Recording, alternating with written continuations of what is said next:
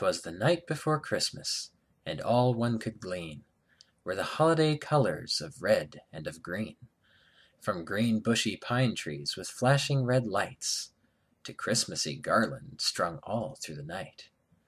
Young wee ones lay snuggled up warm in their beds, all sleeping quite soundly, except for young Ned. Behind the old sofa he crouched low to wait, to gaze upon Santa, though 'twas getting late. His eyelids were heavy, head rocked to and fro. He let out a yawn, he felt down to his toes. "I can't stay awake," he bemoaned of his plan. "If only I had a cold surge in my hand." That was the last thought he'd had as he drifted, for try as he might, he couldn't keep his lids lifted. He laid his head down and he started to dream of a beautiful can with a face red and green.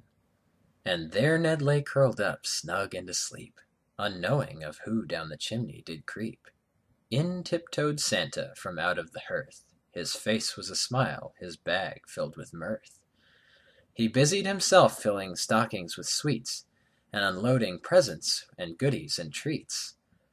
Just then as he finished up under the tree, a small sleeping figure did Santa's eyes see. He widened his smile and walked to young Ned.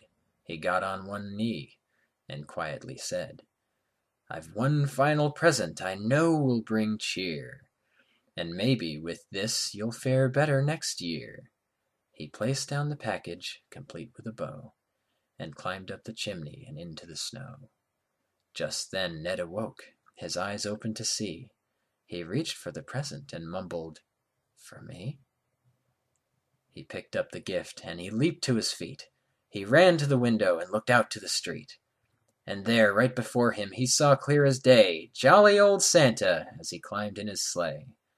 He sat in his seat and he looked back at Ned. Old Santa just smiled and winked as he said, "Merry Christmas to all, and to all a good night." And he picked up his reins and his reindeer took flight.